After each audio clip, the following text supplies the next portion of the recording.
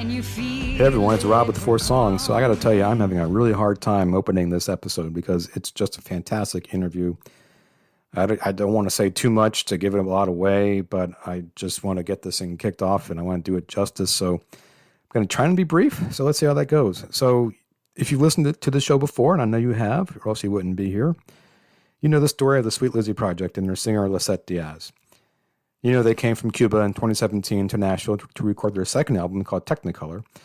And I've stuck around, and boy, are we all better for it. I mean, this album that they just released in October called Pirate Radio, oh my God, I'm still listening to it, and I'm still hearing new things. I'm still hearing incredible sounds and inspiration and sadness and anger and just everything you can pack into an album. They've packed into this one. So let me give you a little bit of background about Pirate Radio. This is a concept album about a fictional character living in Cuba in the 1970s. Now, you've heard Lisset talk about this a little bit in the past. At that time, rock and roll music was illegal in Cuba, so if you wanted to listen to it, you kind of had to build your own pirate radio out of whatever you had around the house, try and connect to some of the radio waves coming across the ocean to hear music that you love. And at some point in the story of this album, there's a character who has to make a very difficult, very critical decision which changes the course of this life. And really, it's obviously loosely based on the band's own story, but so many Cubans have faced this dilemma in the past and can continue to do so this day. You'll hear Lisset, we talk a lot about it in this interview. It's an emotional interview. There's lots of anyway, I can't go into too much more detail because I'm not going to do it justice, but I do want to just impart some of my own feelings about this record. It's just fantastic. It is one of the best I've heard, not only this year, but since I've been doing this podcast. It is a concept record, but what makes it so powerful is that each song stands on its own. I mean, it certainly helps to listen to the whole thing from beginning to end. And the more you do it, the more you'll hear new sounds and new feelings that you just didn't get the first time. So I obviously want you to go get it, buy it on CD or vinyl. To really appreciate this album, you've got to hear it on vinyl or on CD because otherwise you're going to miss it. And what's also great about it is that you don't have to be Cuban to really relate to it. I mean, it helps to know what's going on in Cuba. But these songs are written in such a way that anyone who just ever felt alone, or felt different, who listened to music that not everyone else listened to, that thinks a little differently, as against the grain, you're going to like this. You're actually going to love it. But no matter what, if you're not in tears when you hear Slip Away, or if you're not ready to walk through walls when you hear Shake the Walls, then you're not human. I'll just put it like that. So anyway, I have droned on long enough, but I do also want to highlight another amazing thing about this record is that there is a Spanish version called Radio Pirata that meant that they had to write the same song twice. This wasn't some simple one-for-one, word-for-word translation.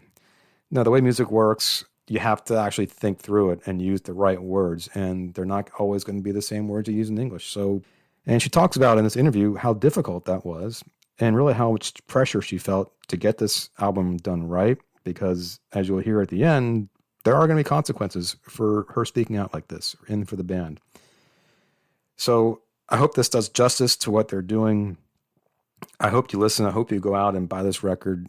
It's just phenomenal. It'll inspire you. It'll make you angry. It'll make you sad. That's what music does, but few do it as well and as powerfully as Sweet Lizzy Project and on Pirate Radio. So please welcome back Lisset Diaz to 4 Songs. Thank you for having me again. Of course. It's great. You're a regular on the show and a favorite of ours. So it's fantastic to have you back. And exciting times too, because your new album Pirate Radio is coming out. Yeah, so I mean, I know you've had this album in you for a long time. I mean, how excited are you about A, it coming out, and B, bringing it to the masses like this? We started working on this album during the pandemic, of course, and it took us a long time because it's Pirate Radio in English and then Radio Pirata in Spanish. So it's 2 versions of the same songs basically. But it was hard for so many reasons. And the first one, the fact that for the first time we were not talking about like past relationships or life in general. We wanted to address the situation of our country and the fact that's been under a dictatorship for over 60 years. So we wanted to talk about that in a way that, of course, if you're Cuban and you know, of course, what we're talking about. So you can relate to the songs. And that's also why we were writing them in Spanish as well, because, you know, English is not our first language. So a lot of people don't speak the language. And for this particular album, for the first time, we wanted the message to be clear for all the Hispanic community. So that was a challenge, definitely, because most of the songs were written in English first and then kind of translated into Spanish. And it was a nightmare.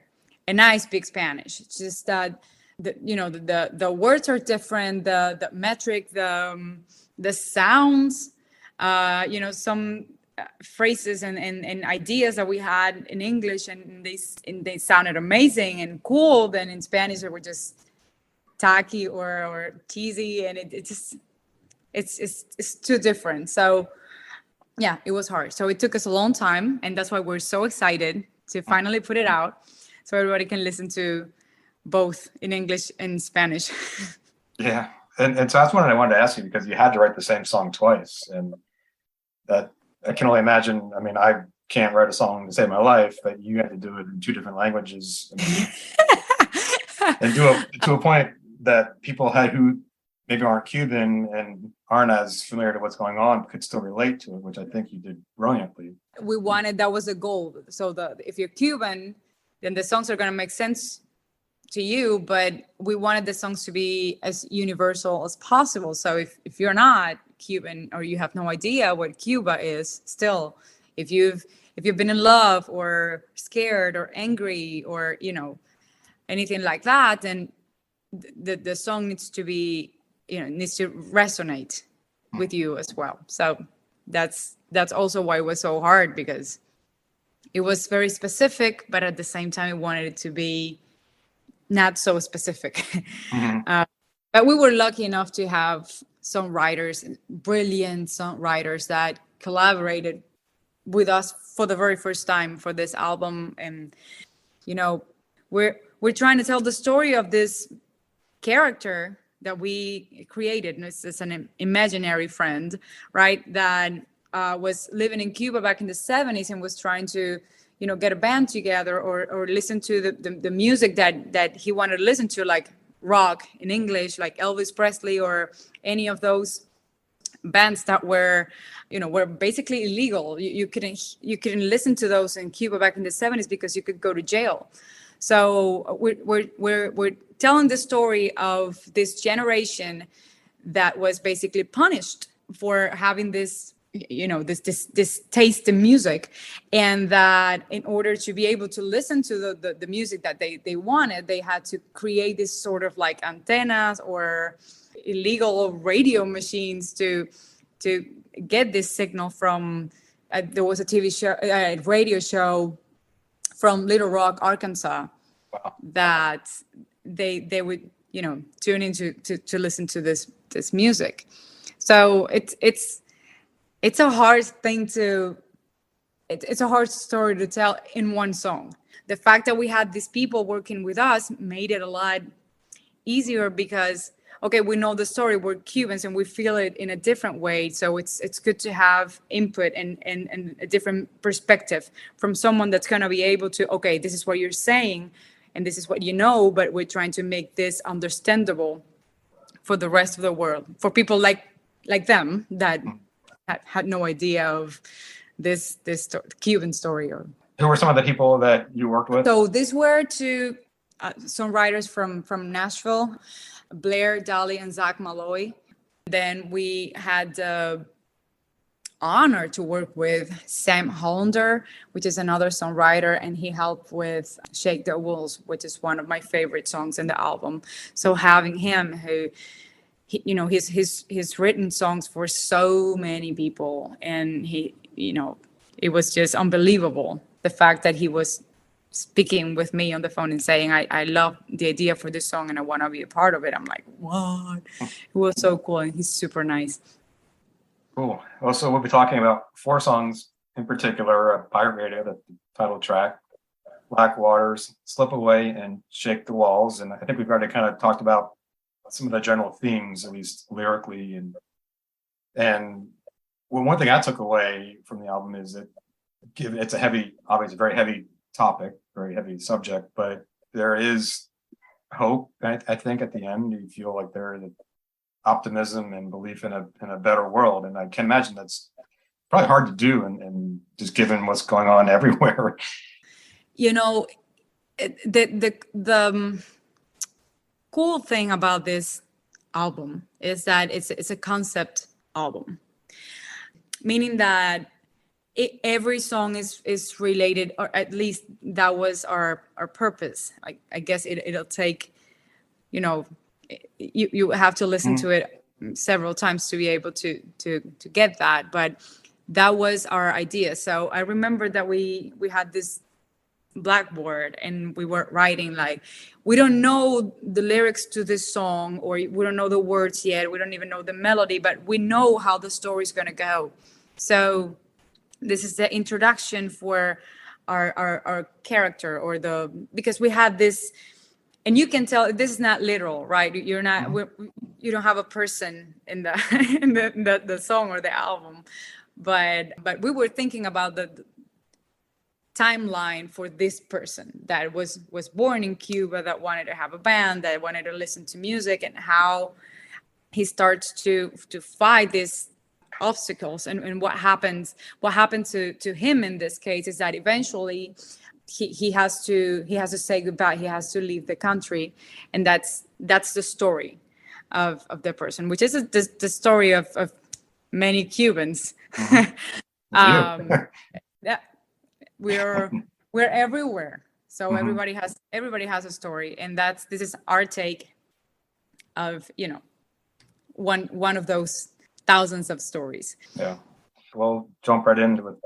The first song, Pirate, or the second song on the album, but it's the title track, Pirate Radio, and which, at least to me, is the heaviest and probably the hardest hitting and probably the most defiant, if that makes sense. It's pretty fiery, and to me, it just highlights how important music is.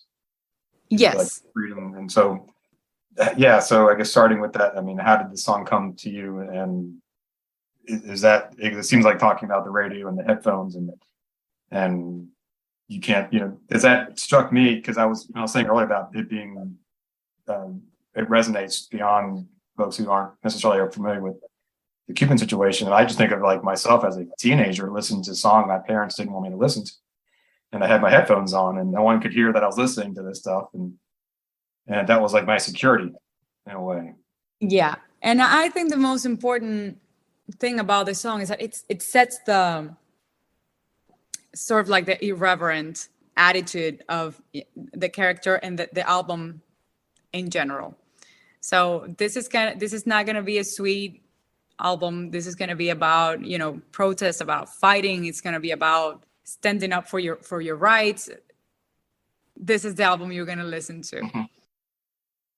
You can't stop the sound coming through my speakers, can't shut the mouth of the true believers. Listen, please, you can tell me no, but you can't turn off my pirate radio.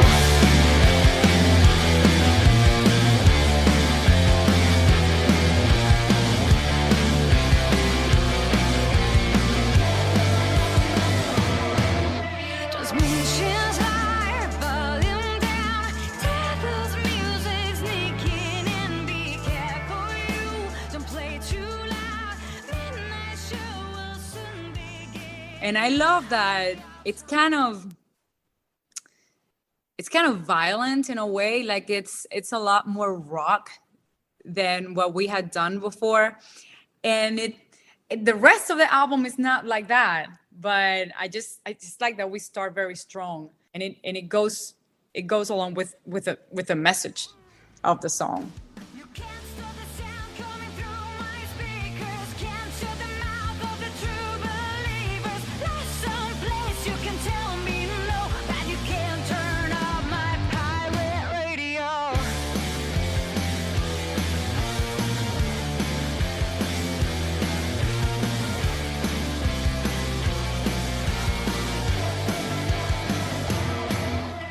Turn my thoughts into words.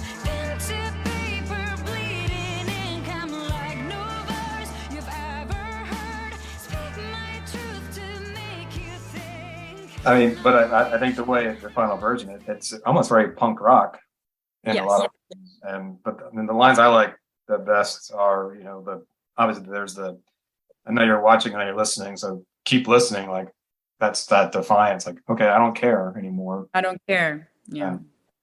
And then line before that I mentioned about never being alone and with your headphones, which were just, that takes me back to when I was a kid, even though it wasn't clearly stakes weren't quite as high for me. But Yeah, but to us, it's kind of like, that feeling of isolation that you have when you're in Cuba, maybe because it's an island, maybe because we didn't have internet when we were growing up, and you couldn't travel and you couldn't see, you couldn't see the world out there.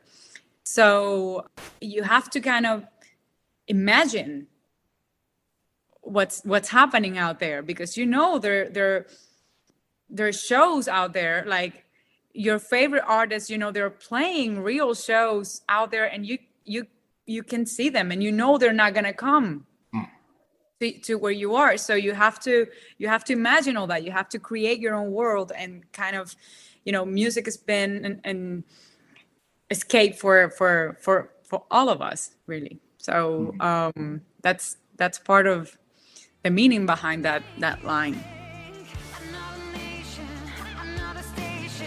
We lose a signal when the circuit's breaking. Another watching, another listening, so keep listening. Can't stop the sound coming through my speakers. Can't shut the mouth of the true believers. There's some place you can tell me no, but you can't turn off my pirate radio.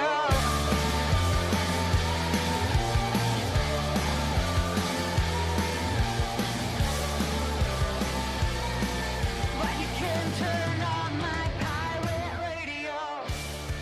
Black Waters, we'll jump to the next song I wanted to talk about, so which is a very different song. Obviously, it's a much quieter, I think a bit more intense in a different way, though. And but there's a lot going on, I think, both musically and lyrically, and so it seems like this is a pretty personal. I mean, I think you say all your writing is personal, but I think the next two we're going to talk about, I think, are most personal. But in this case, it seems to be about this character, I guess. Yes, the same character, but this is a completely different stage in his life. So part of the motivation for this album was I don't know if you know about yes, because we talked about it, all the protests that happened in Cuba. Mm-hmm. Not the ones that happened in July last year, but before that, there was a hunger strike by this group of people. It was called the San Isidro movement. And then, of course, that didn't end well for them. But there was a particular person. His name is Luis Manuel. He's still in prison, but he was my inspiration for a lot of the things that I was writing. Just because this is the case that I knew, because it was fresh and it was recent. But I know that a lot of other people, and I know it now, I didn't know this when I was in Cuba. So I know that some other people have tried over the years to change things in the island, living in the island, but you know what happens every time they disappeared, or they had to leave the country, or they had a car accident, things happen. It's really scary. So, and actually when that happened was the first time that I remember Miguel talked about pirate radio, even with the title for this album, because yes, if we can talk about censorship, and we talk about dictatorship, and we can talk about all that, but we wanted to make it as close as possible to what we do, which is music. So pirate radio is a perfect example for censorship, but very close to music. And then you can expound, and just it's open to interpretations, of course.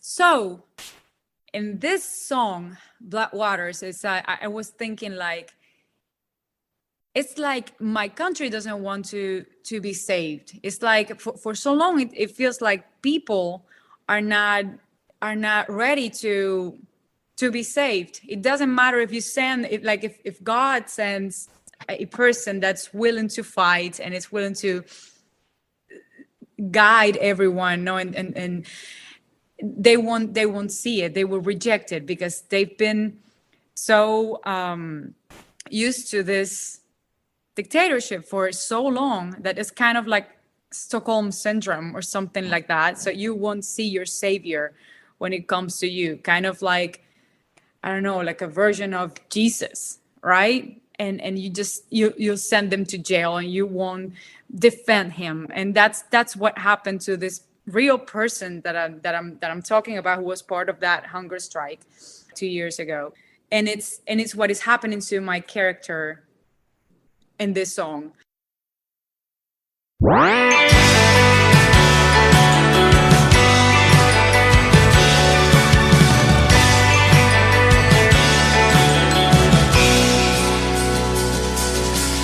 He's gone.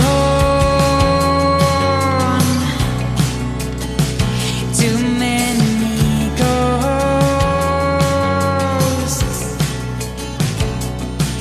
giving to what they knew was wrong. An angel only lasts so long, knocking on doors. His throat is sore.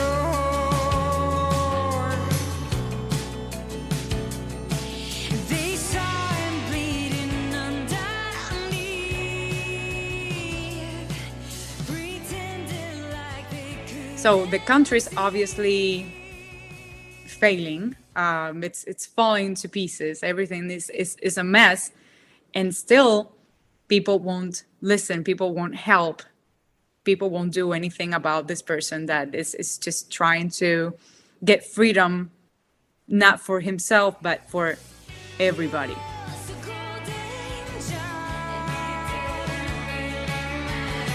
He might have come to save us. He was gonna stay forever. When nobody wants him here.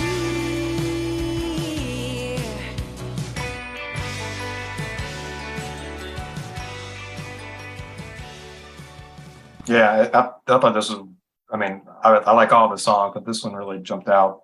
I think just it really packs a punch, I think, emotionally. And was it hard to write this one? Actually, no, this one was not hard. This one was, I think I wrote this one like in an afternoon. Oh, wow. It was a little different. When I write the songs, it's all me and my guitar. So all my songs, all of them sound sad and slow and very like mellow. It's like every song I wrote, it's always been like this. But then Miguel comes in and he's like, okay, let's produce this. Let's do something different with it. And to me it was shocking at first, because to me, if you listen to the music, only the music, it sounds like happier than what the lyrics tell you later. Mm-hmm. Oh, my song was a lot darker than this. But I absolutely loved the music, and I think this is one of Miguel's favorite songs. And yeah, I think that line, this boat is leaking black water. It's like it's that's why it's called black water. It's it's a sign that we're sinking. We're just, and we can see it, but we're dying. We're slowly dying, and that's what I feel. That's the way I feel about my country. It's it's slowly dying.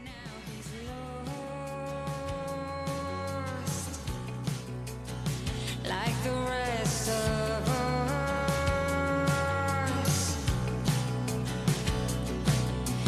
Nothing's growing on that trees.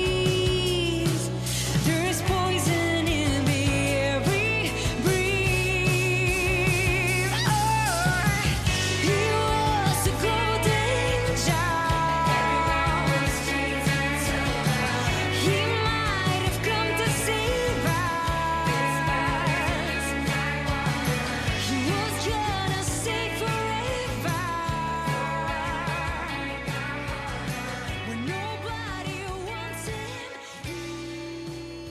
but it was also a really fun song to record because I sing, right? So I love doing all those layers and you know, doing harmonies. I love doing that, and that song has a lot of that. Also, the other cool thing about that song is that I'm super happy with the Spanish version. Okay. I think we did a great job, and I don't feel this way about all of the songs. Like I'm okay with some of them, but it was just too hard to, because also you had another song that was already there. So it's you have the English version and you kind of love it because, you know, you've been repeating the song over and over again, and you kind of, this is perfection for me. Like, I don't want to change anything, but now you have to write it in Spanish. It's pretty much like, okay, forget about everything you like. You have to start over and try to be happy with the second product, you know, as much as you were with the original version. So Black Waters in Spanish is Ángel, like angel in Spanish. That's the name of the song in Espanol. And I really like it. And I think it really captures the essence of the song in English and you know, the story of the character in that moment of his life.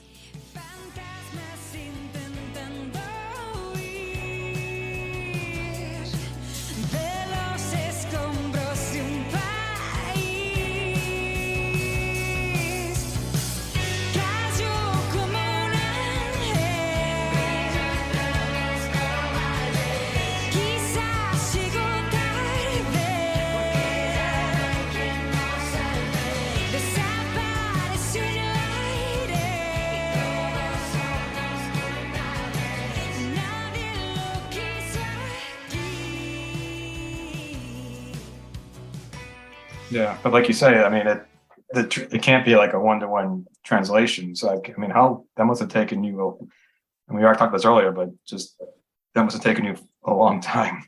Long time. That was for so long. I haven't written a song after that.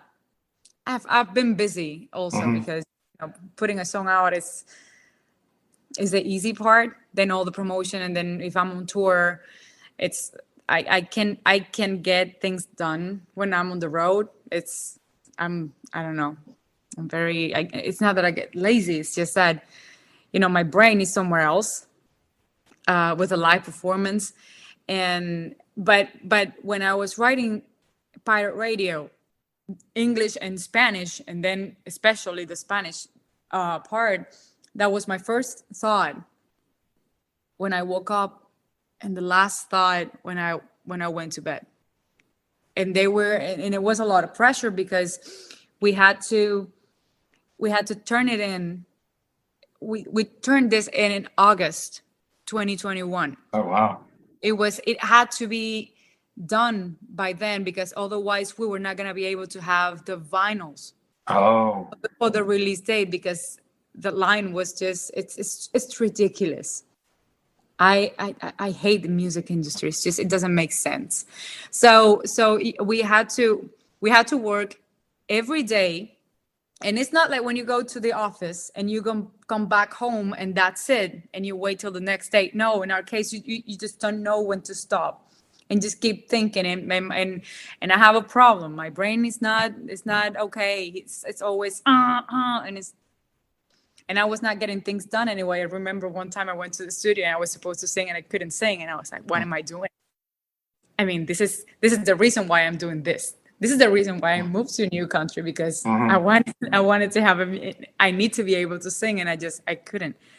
I was so stressed out. Wow. Yeah, it was really stressful, but yeah. I'm happy and proud of what we did. Yeah, well, you should be. And I think the next song, "Slip Away," you said really was your favorite. And so I'll just turn it back to you, because there's a lot going on. I think in all these songs, there's just the different layers and the production.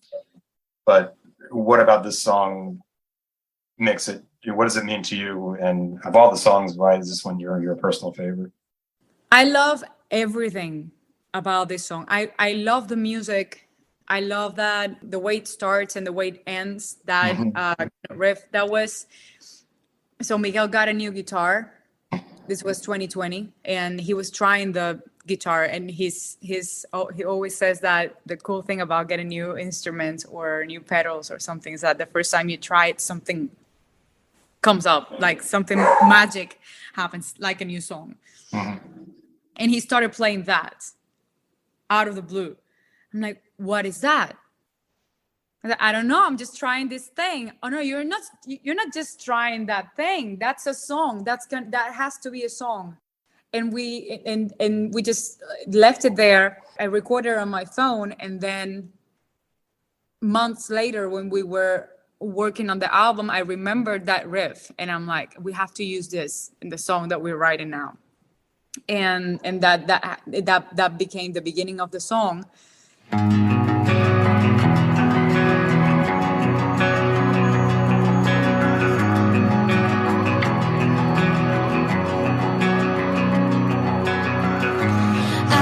Say the last words, or be the music to your sad soul. But now we have to say goodbye. Don't let tears cloud your eyes. Oh,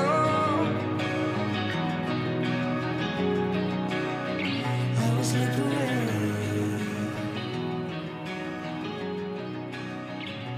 And I don't know, that's the kind of music that I love the most. It's very 2000s, it's a music that inspired me to make music when I was like, I don't know, 14 or 15. So it was really like going back to my roots and the music that influenced me years ago. And then, so that's the music, but then the lyrics, for some reason we decided to use it for the part of, this part of the life of my character, that when he has to leave. So he decides that, he realizes that his fight is pointless, that he's not going to be able to change things in the country, and he's basically gonna waste his life, and he doesn't want to do that. So he says, there's a line that says, I don't want to be a prisoner, I'd rather be a visitor. I don't want to be a prisoner, I would rather be a visitor. But I don't want to miss a thing, or be somebody's birthday wish.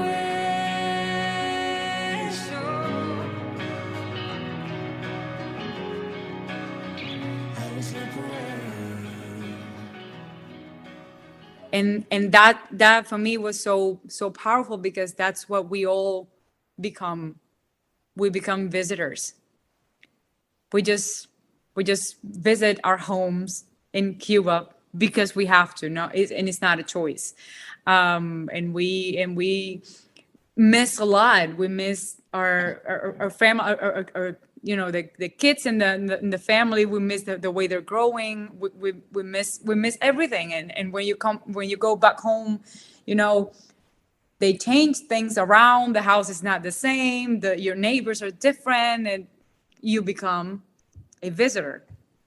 But it's a choice that you face. Do you want to be a prisoner instead, because of your ideas, because of the way you think? So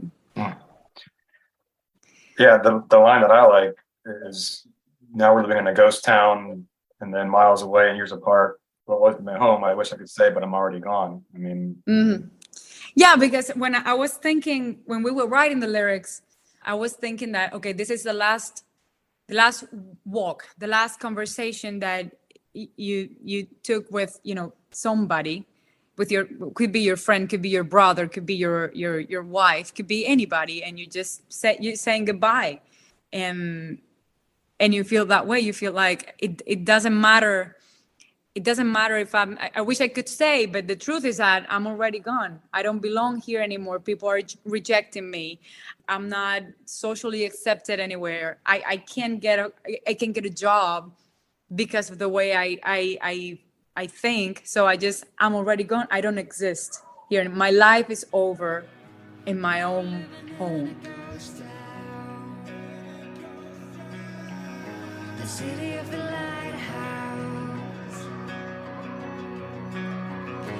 miles away and years apart, will always be my home.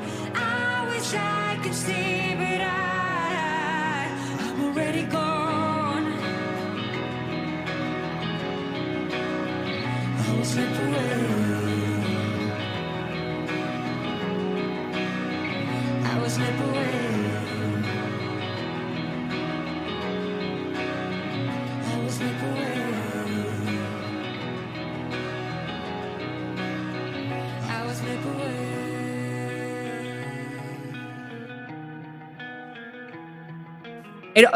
It makes me cry every time. Every time we sing it, we play it live. Every time when we were recording the song, I can't. It's like I just start crying. Like, what's wrong with me? And same with the Spanish version. This is my favorite Spanish version in the album, the Spanish album. It's just great. And we wrote this song by ourselves. I mean, we didn't have any, songwriter other than us on the English version. But then for the Spanish version, we had Carlos Varela, same guy that we wrote Otra Revolución with, that is legendary singer-songwriter from Cuba. And, the process with him was different. We had already kind of written the song in Spanish, but we sent it to him and was like, what do you think? What would you change? What's your... And, it was like 3 or 4 words what he changed, but it really made the difference. It was like, wow. Oh my God, this guy is just, it's el maestro.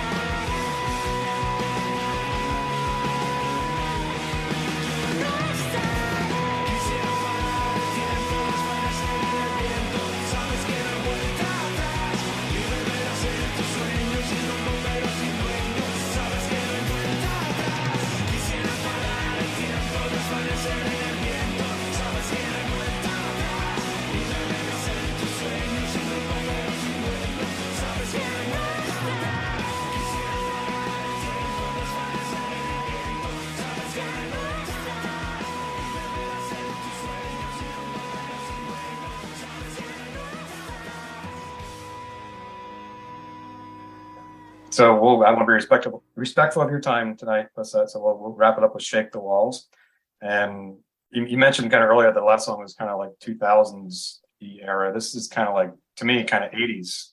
And for "Shake the Walls," kind of the big drums and just the sing-songy like Springsteen or Mellencamp chorus. And so yeah, and it has more like that folksy thing, kind of folk with the the big drums, and yeah, I like that. But it gives it the perfect kind of anthemic vibe that we wanted for. And this is the last song in the album, which we had to kind of fight over, because like, this is a hit. Like to us, this is one of the best songs. Are you gonna put it at the end of the record? And I'm like, yes. It makes sense for the story. You have to remember that this is a story from beginning to end. So this is when it makes sense. You're talking about, and it's a song about hope, right? It's a moment when, and it's not necessarily real. It's not that our character is coming back to Cuba. Actually, the previous song before that one is called Underwater, Living Underwater. And to me, the character died Like when he was leaving Cuba by boat, he died. So he didn't make it, like many other Cubans didn't make it. But this is the message of hope for the younger generations and the people that made it, that at some point they'll be able to come back to their homeland, and they won't have shame, which is the way some of them had to, when they left, the government and the neighbors would call them, I don't know how to say that in English, but they would call them like, do you know worms? Like the worm, that's in Spanish, that's gusano, and that's the way they used to call people who were not, they didn't agree with the revolution and the communist regime. That's the way they would call them. So that's the way they left Cuba. They were not welcome in their country anymore. So hopefully the future will bring something different for them, for all of us, and the country will be the home that we all deserve to go back to.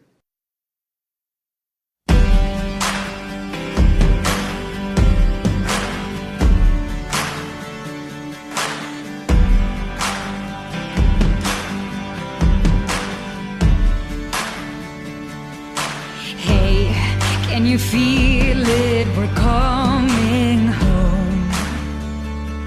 Go ahead with your free will, no thought control. Change your fate. Locks and chains will break. Shake the walls, let them all fall down.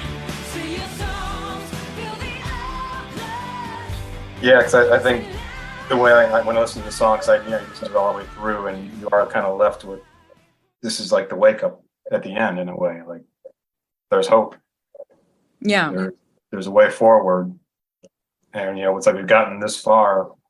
Like, and the song, like the line, like words are weapons, never bite your tongue. I mean, that's even if that's just writing something out, and that's hope in a sense.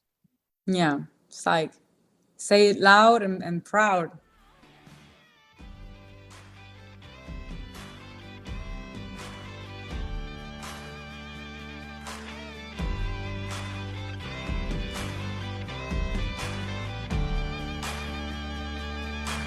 Hey, words are weapons, never bite your tongue. The end of suppression, feel a new day come. Awake your dreams. It's realer than it seems. Shake the walls, let them all fall down. See your songs, feel the applause. Sing loud and proud. Ride for your fights, come on. Well, so as we wrap up, I think, listen, this is an album for the ages, and it certainly comes out at a fascinating time in world history. I mean, you have what's going on in Cuba, and then stuff in Iran, the protests there, and of course the war in the Ukraine. I mean, this seems like such a timely album, and I'm just curious. I think this could change some lives. I wonder how you think this album has changed your life. Yeah. Well, yeah. Sadly, it feels very timely because there's a lot going on in the world, and it's not happy things. But yeah, this album for me, and I'm doing it. We did it because we feel at some point you feel like you have to do something, however you can help to a cause that you consider fair. But it's not only that. Like, to me, this album is a way of unburden myself, like liberating myself from all this all these thoughts that, or all these things that I couldn't say for so long. And now I feel like it's just okay to say it, and I'm not scared, even though I know the consequences or whatever. I just don't feel like it's all right to keep playing the game of silence, because silence is a soundtrack of the confused. That's another song. It's called I Love You, and we wrote that one with Sam Hollander as well, the same songwriter for Shake the Wolves. And that's kind of my favorite line for the entire album. Silence is the soundtrack of the confused. Like, if you're confused, silence is your, and it's kind of the story of every Cuban. You don't know what to say, and if you do know what to say, you just don't say it, because it could be bad. So I'm not confused anymore, and I don't want to be silent anymore. I just want to say it out loud. And this record is my way to unburden myself, to liberate myself. So you say the ramifications. I mean, so what are they? I mean, you'll be able to go back to Cuba. Is that going to be able? So I really don't know. I think it depends on how the impact of the album. So maybe people won't be, it's really hard to get your music to Cuba. They don't have Spotify or Apple Music or any of that. I hate going through my Spotify and you see the cities that are listening to your music and the countries that are listening to your music, and you won't see Havana or Cuba there anywhere. And it's really sad, because you want them to listen. So we'll see what happens. Mm-hmm. I'll tell you later. Yeah. Yeah. Well, I want to thank you so much for your time tonight, Lisset. Thank you for listening to the songs and for giving me your thoughts about it. It's always great to be able to talk about our music with someone else that is not the band. So So what did I tell you? If you're not crying, if you're not beating down walls, then you're not listening to the same album I am. Go out to sweetlizzyproject.com, go buy the vinyl, go buy the CD, buy a t-shirt. They're touring all the time. If they're coming to your town, you got to go check them out. Thank you for listening. Thanks to Lisset for joining me, and stick around. I will be hanging out again at some point. So thank you, and we'll talk later.